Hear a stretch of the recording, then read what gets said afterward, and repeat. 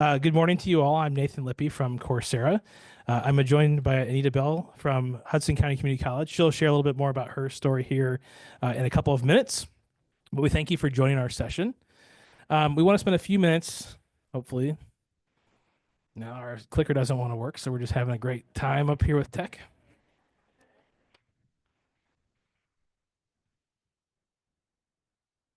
We're going to do this the hard way. We'll spend a couple minutes talking about industry micro-credentials and sort of the value that we're seeing. So we use industry micro-credentials as Coursera with our customers and partners to help bridge the gap between education and provide specific skills that employers want, and then providing sort of that entry-level talent with, whoops, go back one more. Is it working now? All right, go back. They look the same. All right, there we go. We're all good now.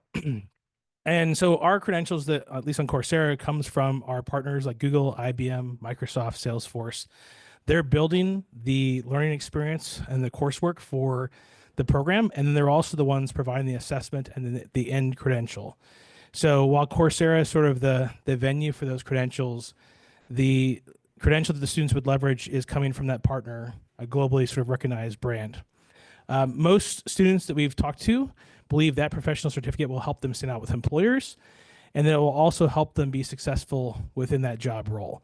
So they're job aligned, in high value roles. From the employer perspective, they're demanding these types of credentials more and more. In fact, we're seeing schools that are utilizing these credentials.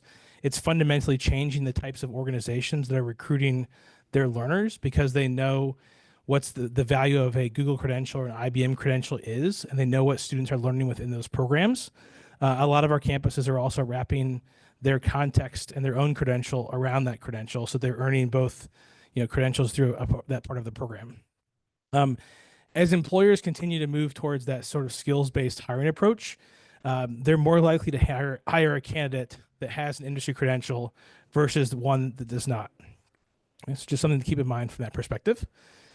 When thinking about industry micro-credentials, one of our surveys, we're trying to understand, what are employers looking at to sort of understand the value of a particular credential versus other credentials that are out there. And I think the three top programs here, I'll read them so you can see them, but the third down is skill proficiency scores of completers. So making sure that there's assessed learning is a really important part of that program. And then providing proof of skills through that program as well. So it's not just consumption of content, it's doing projects or hands-on experiences to actually demonstrate that they have learned and can demonstrate those skills within that program. And then the last sort of top level component there is something that we believe is very important and we see from learners and employers is it's coming from an industry leading company or organization, right? And it's not something to ding, any sort of individual institution's own expertise or local sort of market knowledge they might have. It's really that they are looking for programs that they know the quality of, the content of, the skills they're being assessed in. They don't have to understand, well, what's in your program versus the school across town or in another county. They actually know what these credentials are producing for their students. So they want certificates that show proof of skill and that they come from a globally known brand is very important to them. The last slide I'll share from a Coursera perspective before I turn it over to Anita is these are just some of our gateway professional certificates on Coursera. These, as I mentioned, are all sort of job aligned roles. That these certificates are what we consider gateway credentials. So they'll take someone from no background or experience into the entry-level job role.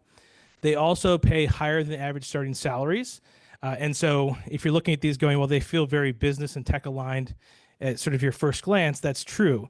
And that's because that's where a lot of the job demand is in the marketplace. But then there's roles like project management, data analytics, and even cyber that we're seeing all kinds of learners cross-train into. So even if they're in healthcare or if they're in history or the arts and sciences, they may be cross-training with a cyber credential or a analytics credential or project management credential on top of their programming. And so it makes them a much more nimble sort of potential employee. The other thing you'll notice is some of these carry the ACE, the American Council on Education flag.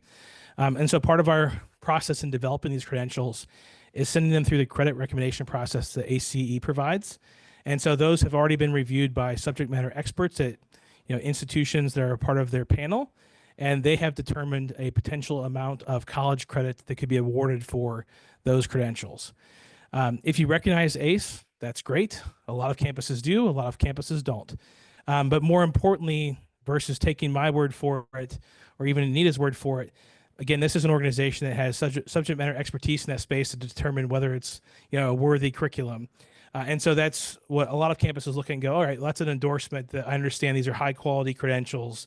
They're teaching and assessing what we expect in that credential, and they're sort of credit worthy. So it's just a mark of sort of excellence. Those that haven't gone through that process so far, it just takes a lot of time and a bunch of money to get those credentials sort of reviewed. And so they're going through that process as a part of our ongoing programming.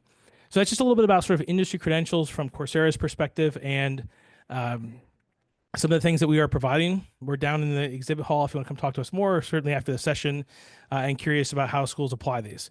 And with that, I want to turn over to Anita Bell from Hudson County. She's one of our great customers and partners in New Jersey. So she'll tell you a little bit more about their program. Thank you. Oh, I can take the clicker. Oh, thank you. Good morning, everyone. So my name is Anita Bell. I'm the Assistant Vice President for Workforce Development at Hudson County Community College in the School of Continuing Ed and Workforce Development, and I head up our workforce development side of the house. So a little bit about Hudson County. We're located in New Jersey. We are in the shadow of the Statue of Liberty.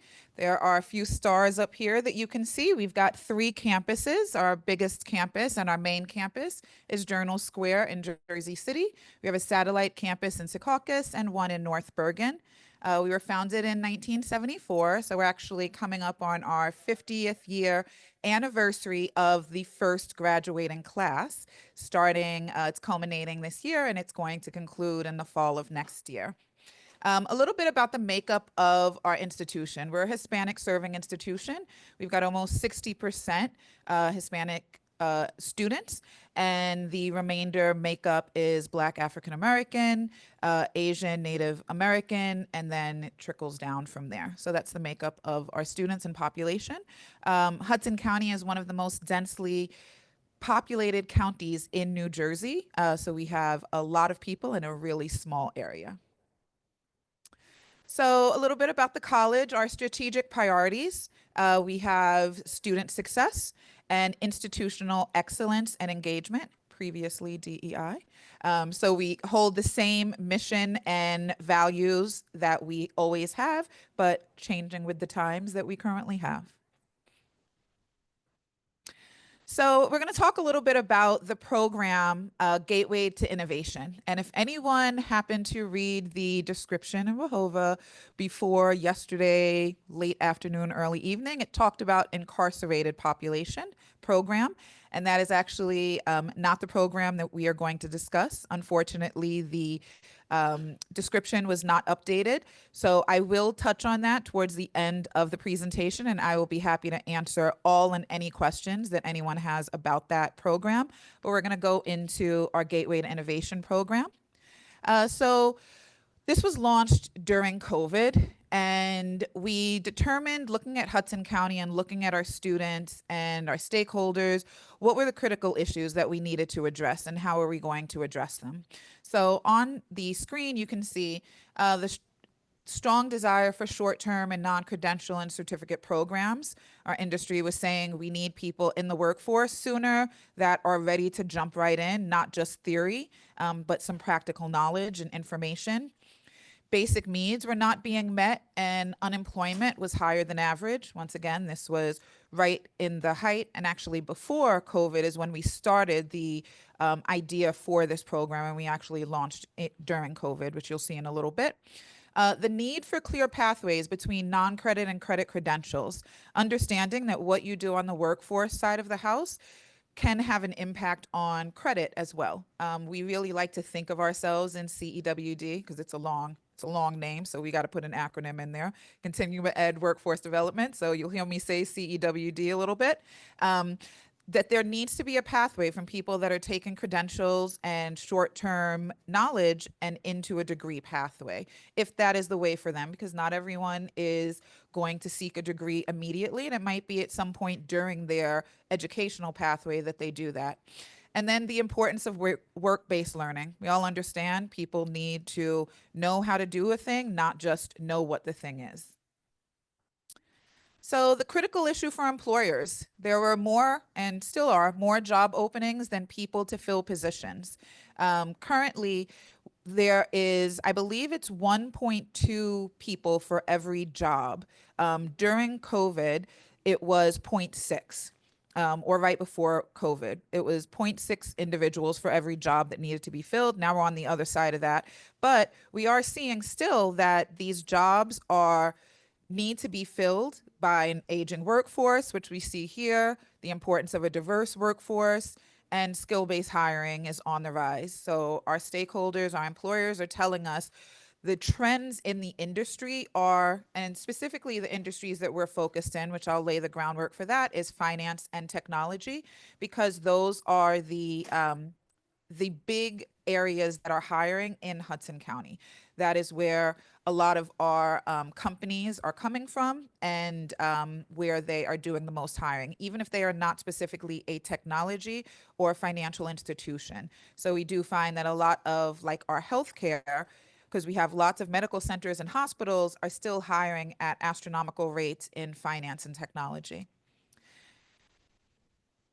And then the critical issue for Hudson County residents, high unemployment, specifically in people of color, significant workforce needs, the need for high paying jobs, and of course, the impact of COVID-19. So this is just a quick graph of where we were during, COVID. And this area here, this really dark area, which was the highest rate of individuals having COVID in Hudson County, was exactly when we launched Gateway to Innovation, which was not the plan at all. We did some pre-work on this, and we just found employers were saying we need people in specific industries, and healthcare was what we launched with. So during that time, it was, we all remember it was just high demand. You couldn't get enough people in healthcare. And there was also tons of people that were leaving healthcare because of the dangers of it. So we said, you know what, we're going to brave it, and we're going to find the individuals that want to be into the field, that are already in the field and want to upskill, and we're going to answer the demand. So how did we address the critical issues? We put all of the people that had sort of an issue in a pot, and we said, what are we going to do to solve all these issues in the most streamlined way? And that's where Gateway to Innovation was born. And we have 4 pillars: stabilize student basic supports, support the alumni of the college, and that includes out of the CEWD department. So when we think about alumni, we're not just talking about credit students. And I will say that we had a lot of credit students coming to us during the pandemic saying, I got this degree, or I'm in my, education pathway, and I need a job right now. Like, things are just not what they are. They're drying up. How do I get credentialed and get into the workforce immediately, quickly? Recover, promote short-term credential training, and prosper, deepen employer engagement. Because this was a time that employers were coming to us just at a steady pace saying, we need people. We need to prepare ourselves differently than we have in the past. And as the community college in our county, how can you help support us in that? So, addressing the critical issue. Here we have, under the 4 pillars, stabilize, grant-funded tuition. So we were lucky enough to have funding from JP Morgan Chase to start this program. And this is part of the reason why we launched during COVID. We had been awarded a grant from them in December of 2020. So we had done all the planning, and we said, okay, now the time is ripe to go ahead and launch. So we were able to do that. Gateway to Innovation, as we'll see later in the timeline, has been a grant-funded program and currently is. Though we have sustainability plans in place to bridge what that looks like and other funding sources and streams, it has been a grant-funded program to date. And it has not been easy for anyone that deals with grant funding, which I imagine all of us do. It is not easy to get funding at the quantity that we need it to run this program, because this is a large, multifaceted program.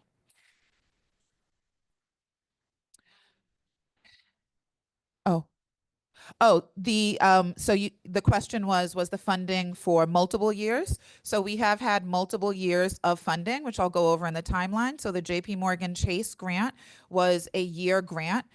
Because it was a private grant, it did have an end date, but we were able to extend it at no cost because we just worked with our money really well. And then we were invited to apply for a grant from them again, a much smaller grant this time. Then we received ARP funding, the American Rescue Plan funding through our college and county. And then we also had a NJ Indoors grant, which was another smaller grant through the state. And recently, which all of this you'll see in the timeline, but recently we applied for and received a USDOL Strengthening Community College Training Grant, which will be a 4-year grant. So to date, that's our longest grant. All the other grants have been 1-year grants that we've had. And please, if anyone has a question, feel free to stop me during it. I'm happy. It doesn't break the flow. I appreciate that. Financial literacy for students. So as someone that is new to an industry or getting a job, and maybe you worked in retail or hospitality and you had an hourly wage, and now we're putting you into a career pathway. The goal is full-time, good jobs with employment, obviously, with benefits and a full-time salary. So how do you go from managing a $15 an hour job to now making $50,000 a year? Are you set up to budget? Are you set up to run your finances? So this was an important component that we put into the program to help people understand you're going from one place financially to another place, because that's the ultimate goal. Are you ready to actually manage your money well? So that was important for us to infuse into the program for students. Next, support.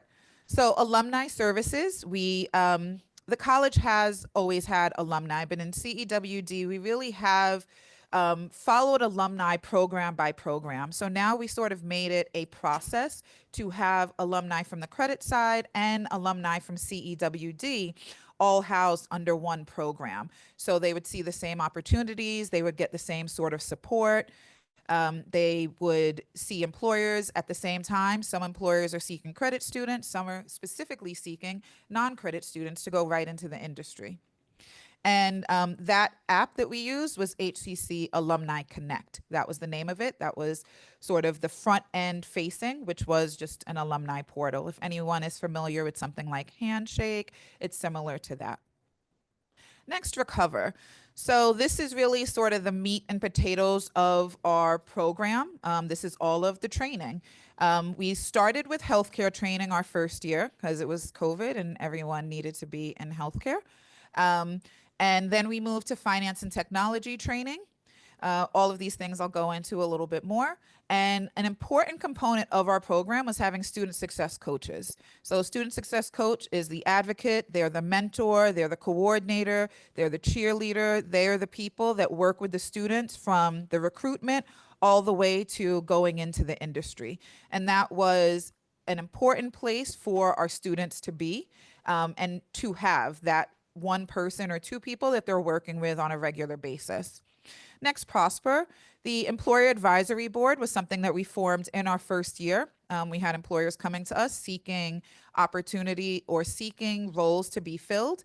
And we said, that's great. We want to continue to utilize you as experts in the industry to garner information and to, be a feeder for our students on the back end of it. Next, employer-initiated events and experiential learning, mentorship, and hiring. These were all things that we asked of our employers upfront. We said, we are happy to be this sort of initial place that you get your talent from. Help us mold that talent. Know exactly what's going to make them the most attractive applicant to go into the industry, and also hire them, right? Don't just tell us this is going to be great, but create opportunities for them.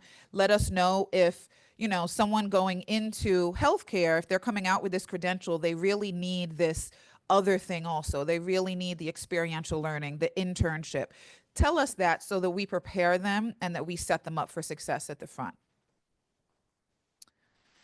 So some other things that we made sure that we have at HCCC, Hudson County Community College, another acronym because it's a long name, we have campus-wide resources and supportive services.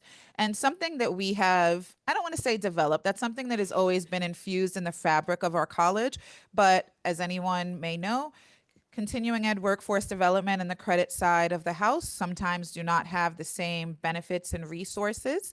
And that was right off the bat what we said: if we're bringing a student to the college, they are a student of Hudson County Community College. There is no difference between them and a credit bearing student. The resources that are available to every student is available to them. And we made sure that there was no line in the sand about that. We were very clear that that has to be how we are offering resources to students. So every student, whether they're in a 3-week program or a 6-month program out of CEWD, they receive a college ID, they receive an email address, they are in the system as a student, they have access to all the resources that any college student will have. And those include things like a loaner program, the Hudson Helps Resource Center, which is full of wraparound supports, everything from housing support to childcare. And we work with external partners, so we don't have all of that in-house, but we have the relationships in the county to actually make those things happen and connect them directly with the individual. Because one of the hardest things is saying, oh, I need childcare. Oh, okay, here's the 3, people that you could contact, or the 3 companies or the 3 agencies, and you get the runaround. So we say, nope, at this agency, this is the person. We're going to reach out to them and let them know that you're coming. So making that connection is really helpful in not only getting the service done, but making the student feel like, okay, I'm being taken care of. I'm being looked out for. Some other things are mental health services, our career services. There's an internship program that we have at the college that, once again, is open to all students. Now, I will say, CEWD students and workforce students, the internship process looks a little different for them, right? And that's something that I'll go into on the timeline a little bit later, because traditional internships are not really set up for short-term credentialing and workforce students because of the requirements that are needed and the access that employers anticipate students are coming to them with already. Okay, so here are a few pieces of our marketing materials. The first flyer is our healthcare flyer. General information, QR code, like we have used this flyer and continue to use the flyer. We promote internal at HCCC because you never know who knows somebody. Our target audience are not college students, I will say, right? They're already in their pathway. So we're really looking for students that are, and potential students that are in the industry that want to upskill or want to figure out what is next for me. How do I get to that next place? But we do promote internal and on our social media channels because it's a great tool and we get lots of referrals all the time. The second flyer is our employer advisory board flyer. This is the flyer that we started with to ask employers, come and be with us and be part of this initiative, take place in our community. And surprisingly, I was a little nervous about this, the employer advisory board, when we started, because we have employer advisory boards on the credit side and they have been long standing and employers have been there for years, and the level of engagement and involvement, it's a little hit or miss. But this was really new. We were asking people to show up to the table to tell them, to ask them, what is the industry saying? What is your need today? What is your need going to be 30 days from now and 6 months from now, so we can plan for that and set that up appropriately. Surprisingly, we got a lot of great feedback, and our first employer advisory board had, I don't know, like 25 employers, unique employers showing up to that, which I was flabbergasted by, to be quite honest. And everyone, I would say 90% of the employers that we started with in year 1 of our program are still with us in some form or fashion. It might not be the same person, but the employer is still engaged in the program and with us, which I think speaks to a reciprocal relationship. They're getting something valuable out of it. They're getting good talent out of it, and they see the value in giving back to their community. This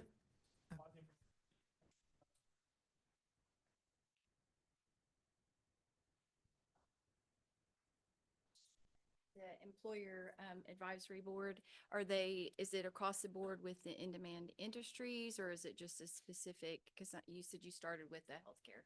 So is it mostly concentrated with employers or what's it? Great question. So the question is, was the employer advisory board across multiple industries? And it was across multiple industries. We focused in on, as we started the program, we started with healthcare, but we did look for any industries across Hudson County, because when we started the program, we knew that we were not just going to stick with healthcare. We didn't know where we were going to go. We knew what the emerging industries were in Hudson County, but we opened it up to a variety of small, mid, and large companies. So that was our goal, is just like get as much intel as we can and as much buy-in from employers in the community to really show that we have like a robust industry, like variety of industries, but also a lot of information to help us decide what's next. Yeah.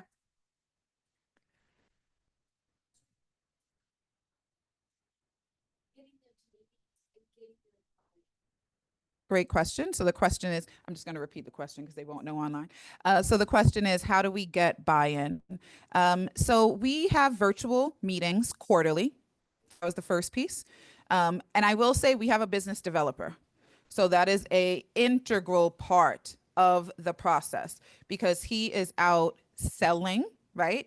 But he is also making those relationships along with a variety of people on the team. So I am by no means a business developer, but I go out there and I'm shaking hands and kissing babies and talking up programs consistently. So I may not make as many connections as he does, but that like everyone on our team is a business developer in some form or fashion because they talk about the program consistently. They try to make connections consistently.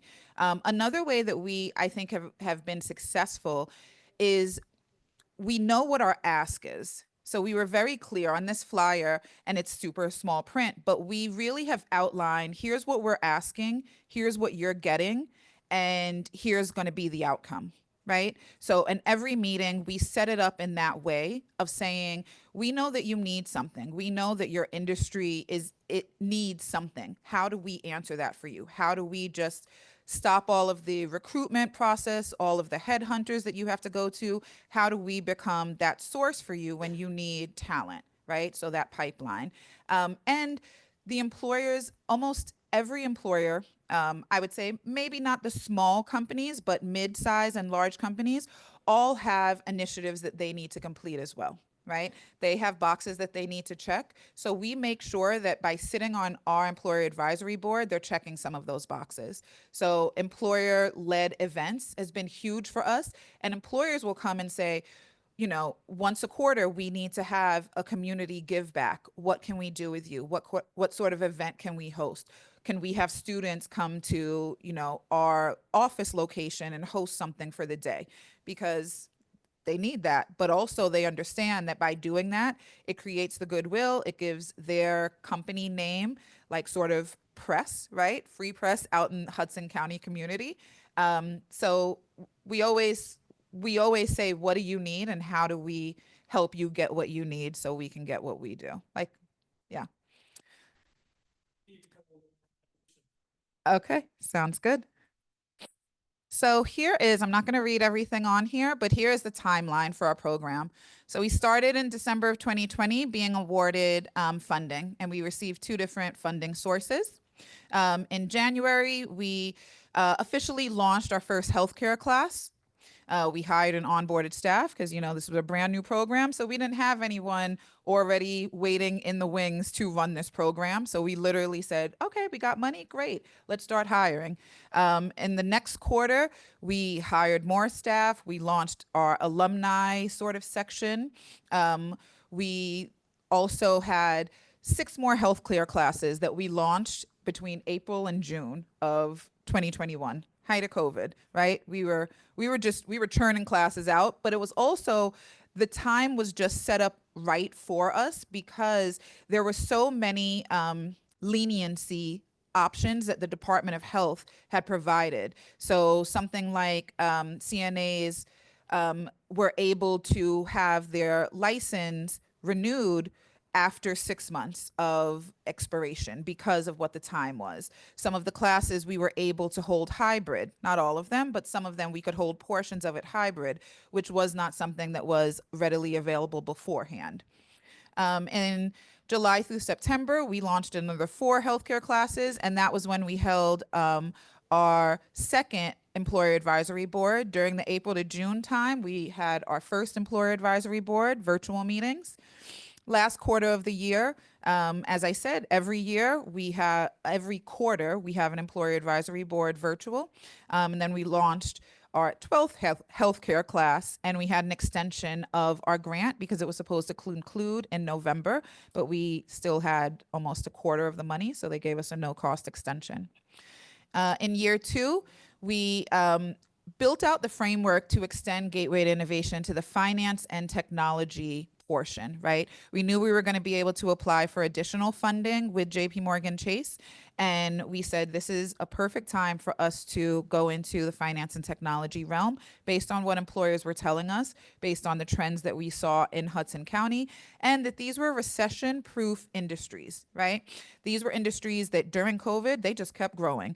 The need for entry-level employees just kept growing exponentially, and they were high-paying jobs and they were hybrid jobs. It was a no-brainer for us of like, this is an area we have to go into. How do we get into that area, knowing that it's not something that we've done in CEWD before?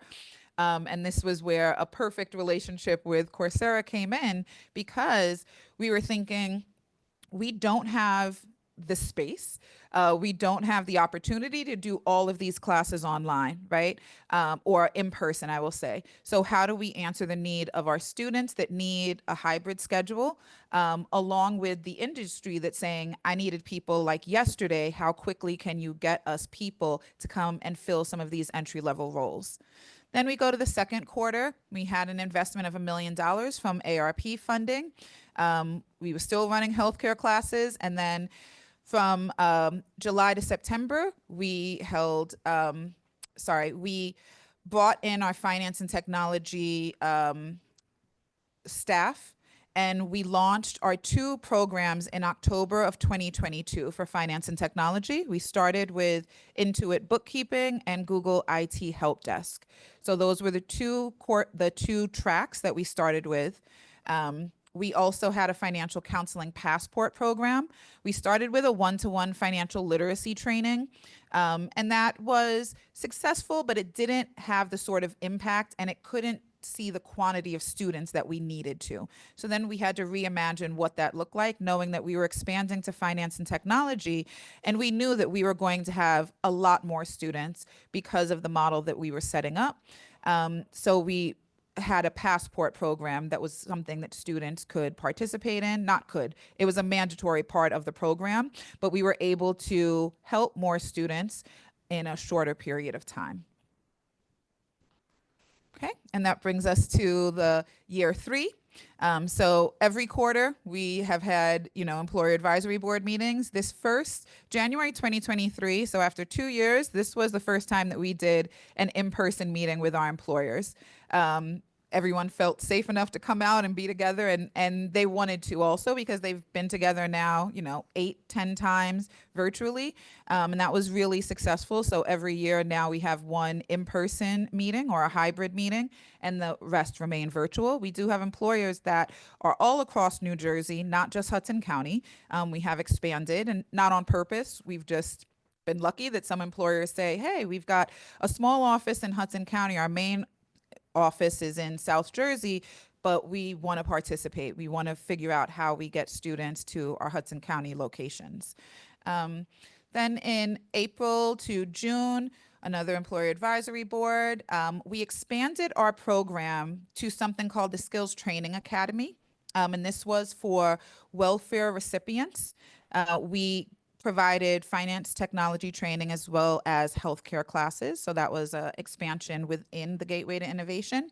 We also expanded our finance and technology training programs. We added on Google Data Analyst.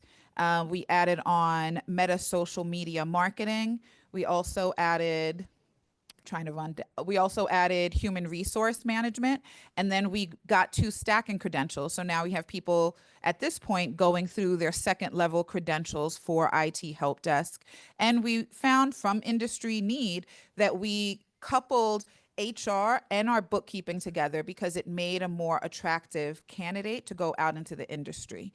So if people didn't really have experience in HR or bookkeeping, having those 2 coupled together was really attractive for small and mid-sized businesses because it answered the need of a small business that they didn't need to have 2 separate individuals, that they could have one individual that knew about both areas. Because often in small business, sort of that operations HR side of the house falls under one umbrella until you're really big enough to grow and sort of separate those 2. And that was information we got straight from industry. Otherwise, we never would have thought to do that.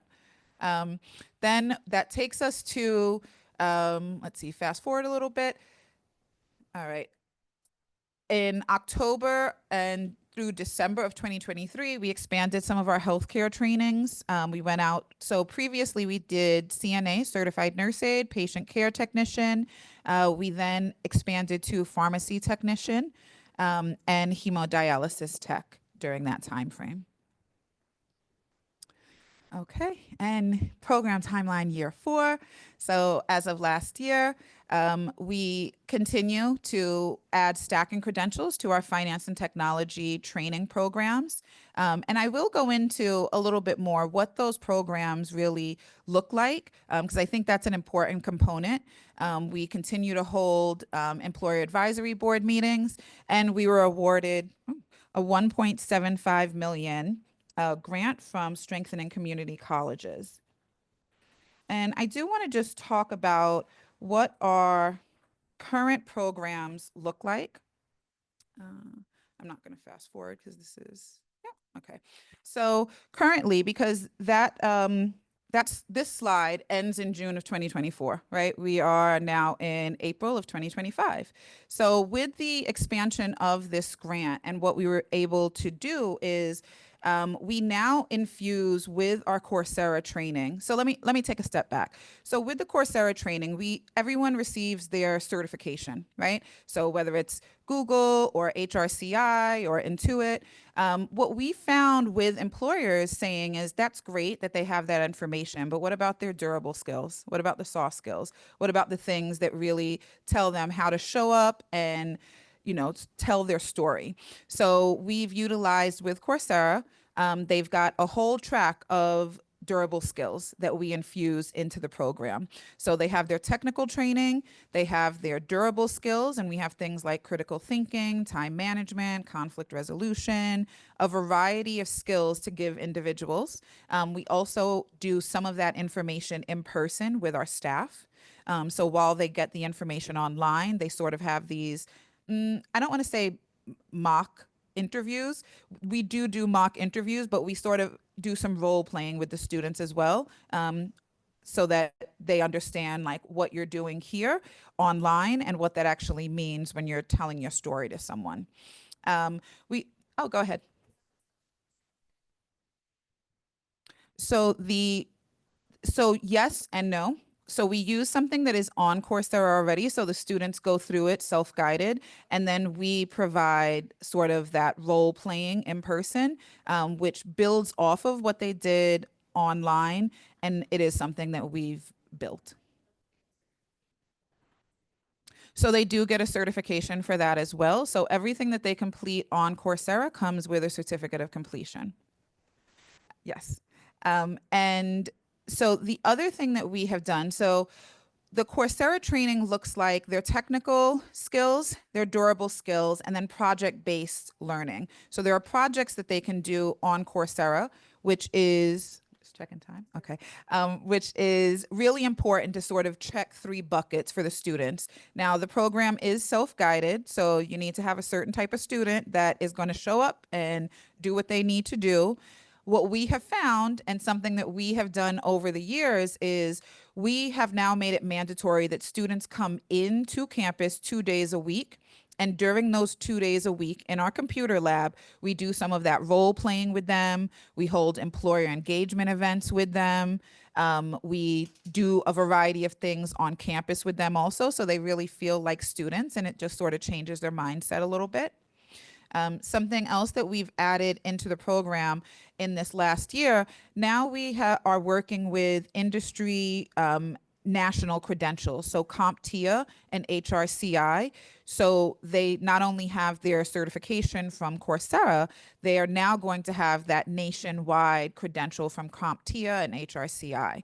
We're also looking to expand that to some of the other certifications that we offer. Haven't found anything good in social media marketing yet, but there are some other areas that we are looking, and we found, once again, from employers, degree requirements may be changing, not as quickly as they are trended to, but having that national credential on top of what they're doing in Coursera really moves the needle for individuals, because you're seeing that more on job postings saying these technical skills we want, and if you have that certification, that can really help boost the candidate for not having a degree either.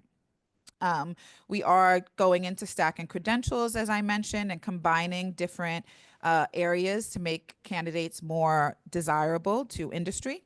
We're also creating pathways with our credit side. So students that are going through these programs will have, I'm going to speak that into existence because it's been a process and we're still going through it. They will have credits towards a degree.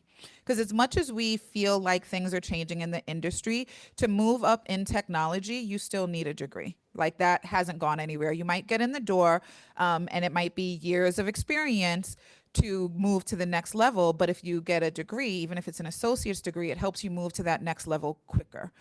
So we are encouraging students, right? Like, if that is a path that you want to go to, it doesn't mean you need to go now. Those credits are never going to go anywhere. So once you get those credits articulated for the course that you've been through with us, they can sit there until you're ready. Wait until you get hired by an employer, and hopefully they have tuition reimbursement and you can get your degree paid for.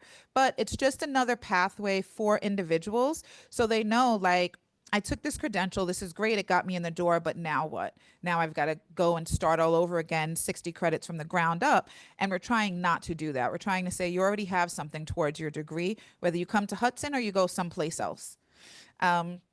Also, we are building a stronger employer engagement framework. And by that, I mean, we are really building out what that process looks like. So we are having employers sort of check a box, I will say, for experiential learning, which can be mentorship, internship, or like job shadowing. So we're really trying to frame what that looks like.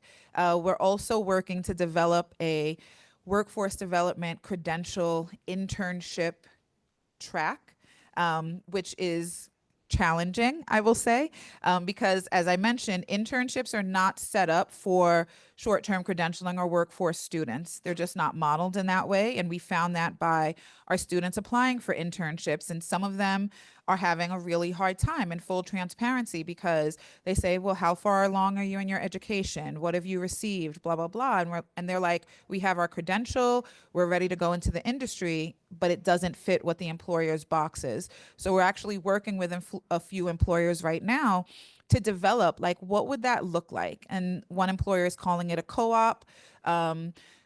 But we want to figure out, for an individual that's going through a credential program, how do we set them up to go into an internship? So that's sort of a longer project that we'll have. But those are some of the things that we've been working on since last year.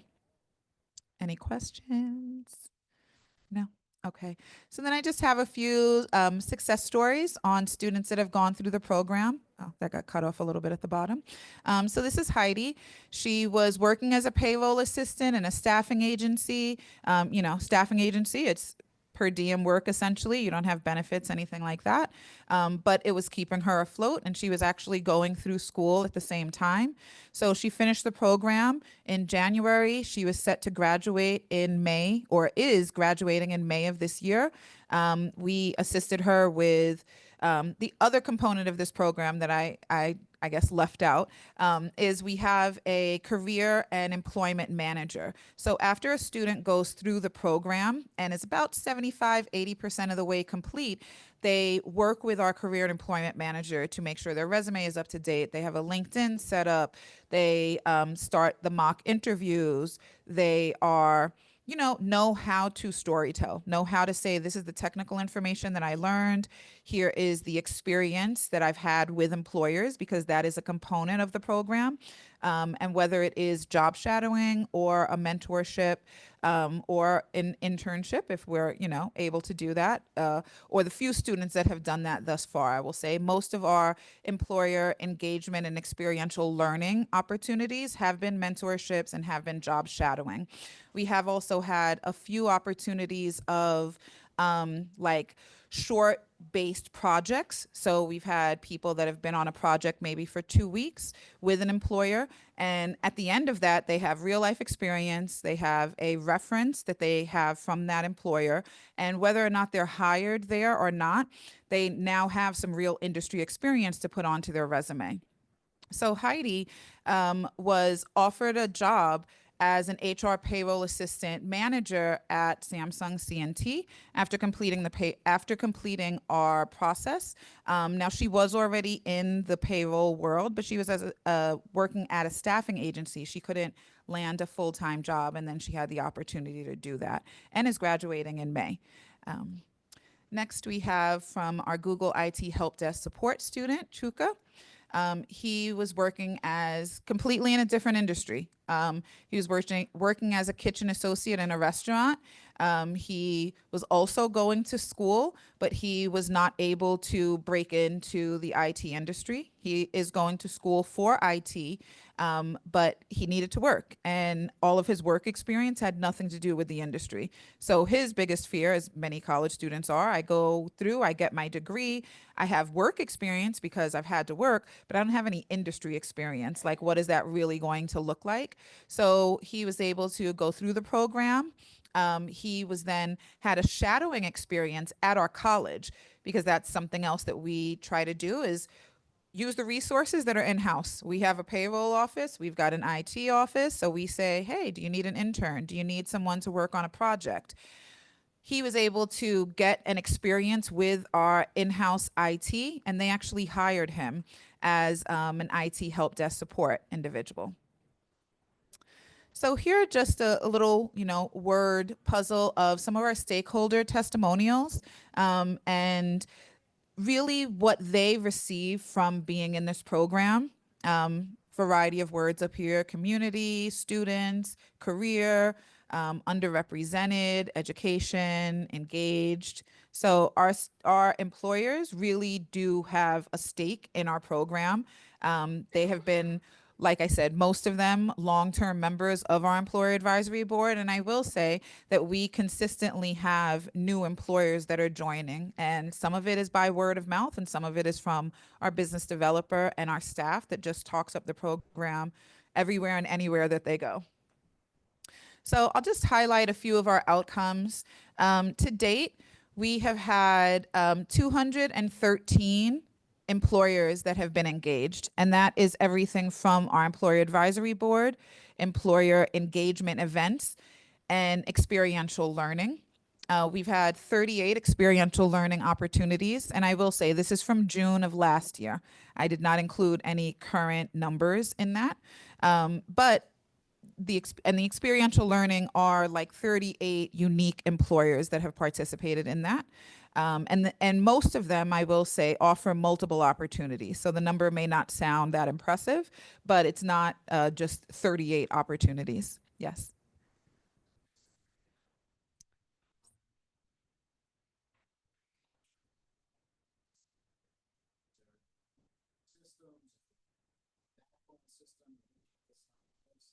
Speak a little bit about sort of great pieces that are happening Great question. So the question was, how are we capturing all of this data and information? You think they heard you? Okay. So we started the program with Salesforce. That was how we were using, collecting all of our data.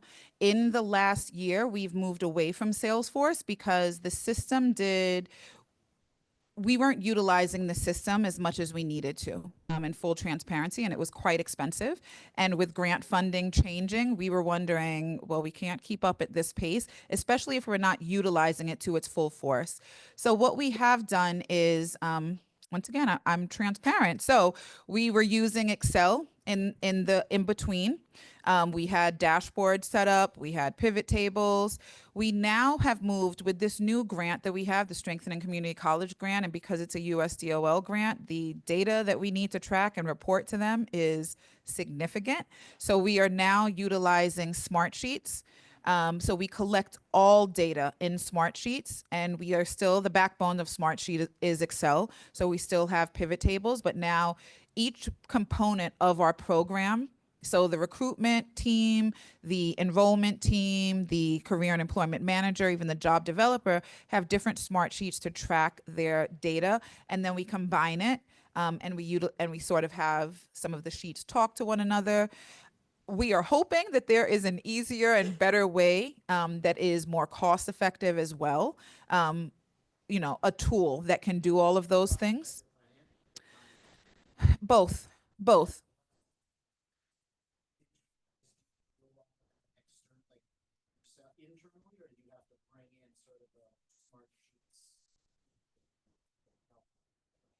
So, so we built all of that ourselves. We don't have, there's not anyone that's super technical, I would say, on our team, a moderate amount of technological skills. But Smartsheets is something that across our CEWD, we're trying to utilize in a more uniform fashion. So, and we figured through utilizing that from other smaller programs, we saw that it's something that is robust enough that we can capture all the data. It will live someplace electronically, and multiple people can access that really easily as well. Sure. You're welcome.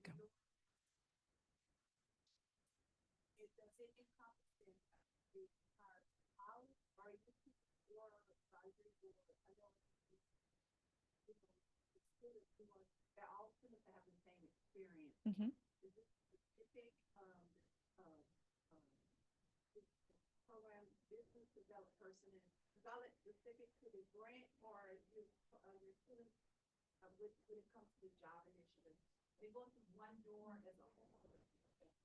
So great question. So the question is, are the components that I'm going over college-wide, or are they specific to this program? They are specific to this program. However, part of the process is to integrate that more across the college. So our employer advisory board, we work with our advancement and foundation office to try to utilize individuals in a more uniform fashion once again, right? Because we may have Chase who we're working with, and they also are working with someone on the credit side. They're also working with the foundation. So we're trying to figure out a way that, one, that we make everything more uniform, but two, that CEWD make sure that they have a seat at the table when those conversations are happening. And if we bring people to the table, that we're not sort of removed from that, right? Because oftentimes you will have an employer, and they can do both sides of the house, but sometimes they may get more focused on credit students. So we want to make sure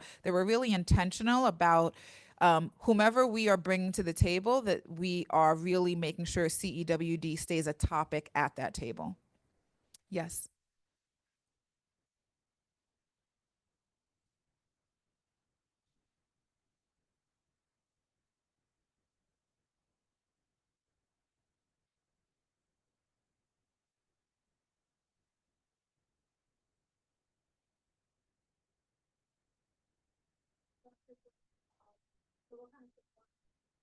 Great question. So the question is, what sort of support are we providing and what is our success rates?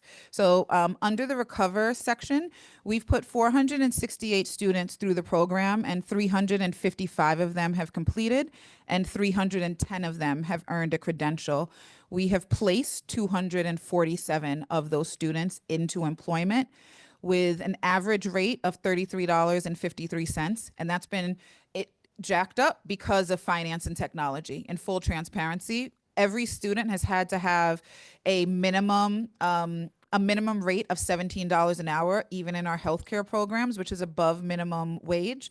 But the rate has definitely been inflated because finance and technology pays high.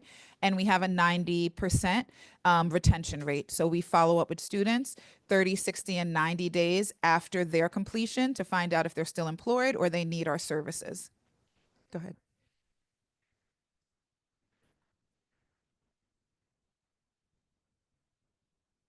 Great question. So that the question was the vetting. I'll go back to your first question about, so I'll start with vetting and then go to what sort of supports we offer. So our vetting process is, this is an open program. We have discovered that things like Google data analysts and human resource, you really need previous knowledge in the industry and or experience to even get an entry-level job. So because of that, we now have that criteria built into the vetting process, but we go through any student that is interested, comes to an information session, then they have an interview with 3 members of our team just to find out some background information about them, what their journey has been thus far, what their education is, to a variety of questions to also make sure they're interested in working at the completion of this and they don't just want a credential. Then the student is enrolled. So Coursera will say, if anyone's familiar with Coursera, you go on and you take a program, let's say IT Help Desk for 6 months. We fast track our students. So we create a calendar for our students and we say, you're utilizing Coursera. You need to come into our computer lab 2 days a week, mandatory. There is no maybe not with that. That's part of the program. And here is your actual calendar to complete this program. So something like IT Help Desk, we fast track students through in about 16 to 18 weeks. And that's to make sure that we have the durable skills built in, we have experiential learning with an employer built in, we have employer events built in, and we get them out into industry as quickly as possible so that they don't sort of lose their momentum. Those wraparound supports that you speak about, so part of our interview process is finding out what's the background of a student. So we ask them if they have a resume, just general information. But during that interview, we're able to gauge where a student feels like they're going to be successful. And we ask the student, you know, have you graduated high school? Do you have your GED, a diploma? Have you gone to college? And we do have some students that, let's say, want to go into bookkeeping and they haven't, you know, they don't do well in math. So we offer them fundamental math classes through another service, which can be something at the college, or it can be another online provider that is offered through New Jersey, Metrics Learning, which is a free software through New Jersey. We've also utilized Coursera for some of those fundamental programs, like some of the durable skills that we know people, like maybe their communication's not as great. So before you even get to the employer engagement events, we want you to take these courses to start with. We've also utilized our online tutoring center at Hudson County Community College to support students that need that extra boost, right? Like there's something that they're not getting, there's information that they haven't retained, so they use the tutoring service. Does that answer your question? Yeah? Okay. I know we're pushing up against time. Yeah. Okay. Great. So some shared lessons, just general information, like number one, hire diverse staff that's motivated and believe in the mission. Like I said, they're our best selling team right there, right? Like they love what they do. They're motivated. They're supporting the students. Super important. Create a plan and stay focused on the big deliverables and small details. There has to be people that are sort of always looking at that 360-degree view and the people that are really doing it also. Align your program with strategic priorities of the college and build on your strengths. So we utilize what we already have built at the college. We're not trying to reinvent the wheel. We're trying to use the wheel that we already have and get as far along as we can with it. and develop and nurture meaningful relationships with stakeholders. We have community partners and employers that consistently show up for us. I can't say that they're hiring all of our students all the time, but they're showing up for our students. They are interviewing our students, they're mentoring, they're really saying, how can I help? And then this is our LinkedIn. I encourage you, please connect with me. I would love that. I'd love to answer any questions. I know that I didn't get to the incarcerated program, so if anyone wants to touch base with me here at the conference or after, I would be happy to talk to you about that program at any point. But I want to thank all of you for your attention and being here today. And if anyone has any questions, we can answer those for you. What is the pay growth? So we have, I don't have that data on me, but we do set up career pathway maps for students. So if they start as an IT help desk and with that first credential, with the second credential, here are the industries or the titles that they can move into and what pay is associated with that. So we do have that information mapped. We don't have all of that information tracked because we really stay in tune with students 90 days after their completion. We don't really track after that.